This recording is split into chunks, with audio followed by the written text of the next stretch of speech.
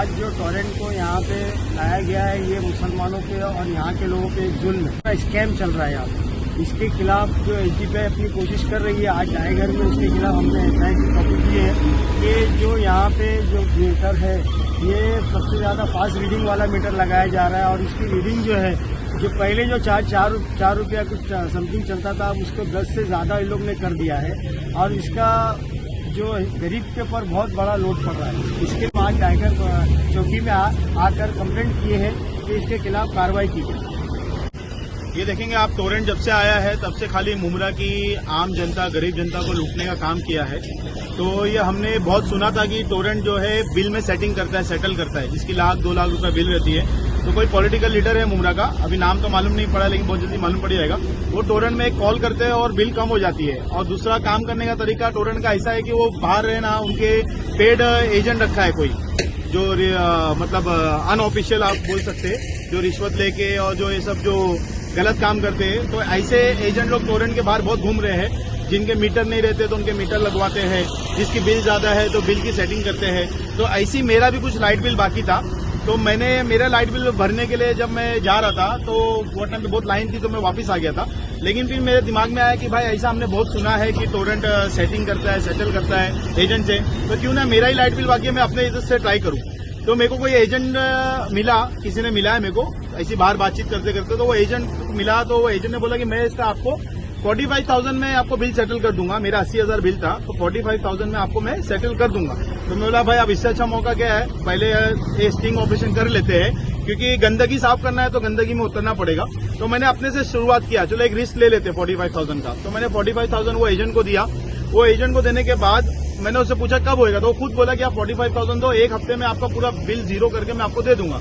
तो बोला चलो अच्छी बात है, टोरेंट को अगर अंदर घुसना है, इसका स्कैम जानना है तो अपने को शुरुआत करना है। तो मैंने दिया 45,000। उसने मेरे को कुछ टाइम के बाद, कुछ टाइम भी नहीं, काफी ज्यादा टाइम के बाद 30,000 रुपए की रिसिप्ट लाके दिया और बाकी का 15,000 कहाँ गया मेरे को मालूम नहीं। तो 30,000 की रिसिप्ट लाके दिया, बोले आपका 30,000 है, आपका बिल जीरो हो गया।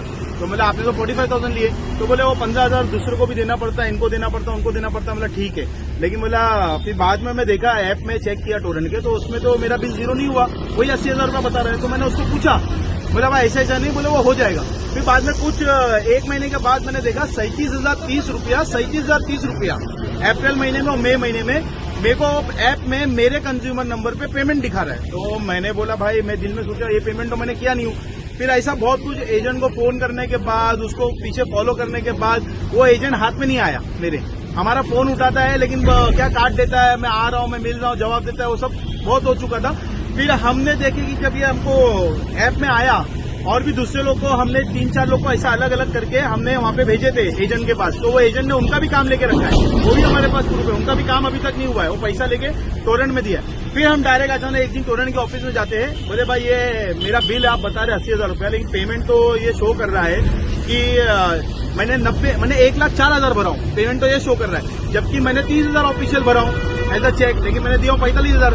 तो टोरेंट तो खुद जब देखा कि मैं क्या बोल रहा हूँ तो वो चौंक गया। चौंकने के बाद अपना सिस्टम चेक किया, उसके सॉफ्टवेयर में जो मैंने पेमेंट किया हूँ सब तीनों पेमेंट चेक से बता रहा है, जिसमें मेरा एक पेमेंट है और वो भी मैंने कैश से दिया था। जो 30,000 रुपये उसने जो डाला है वो चेक लिखा है, और जो 37,000 के 2 पेमेंट है वो चेक से है।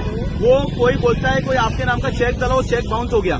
तो बोला भाई यही तो फ्रॉड है, ये आप लोग ही चेक डालते हैं। बोला ये चेक की मेरे को पूरी डिटेल्स चाहिए। तो अभी हम लोग जा रहे हैं वापस टोरेंट डिटेल्स लेने, और ये ऐसा नहीं है। और टोरेंट जितने भी बड़े बड़े यहाँ नेता है या बड़े बड़े जो अधिकारी है या गवर्नमेंट डिपार्टमेंट है या टोरेंट का खुद का ऑफिस है, टोरेंट अपनी खुद के ऑफिस की बिल नहीं भरता है। बड़े बड़े पॉलिटिशियन लीडर जो एनसीपी एसपी से बिलोंग है और भी इसमें होंगे, दूसरी पॉलिटिकल पार्टी के, शिवसेना भी हो सकते हैं, एनसीपी एपी भी हो सकती है, कांग्रेस के कुछ लीडर भी हो सकते हैं, ये सबका, समाजवादी भी है, ये सबका हमने बिल मांगे हैं। और दूसरा हमने बिल जो एक टेम्पररी, ये जो टीएमसी की साइट चालू है ना जिसमें टेम्पररी मीटर लगता है, उसका भी टोरेंट के पास बिल नहीं है, उसका भी हमने मांगे हैं। तो ये बहुत बड़ा स्कैम चल रहा है मुमरा की आवाम के साथ, और आवाम से हम रिक्वेस्ट करते हैं, हमने एक ग्रुप बना है टोरेंट भगाओ मुमरा बचाओ, ये मुहिम चल चुकी है। आप ये ग्रुप को ज्वाइन करिए, ये ग्रुप को बराबर, आप इसमें अपडेट आती रहेगी, आप ग्रुप को बराबर चेक करिए।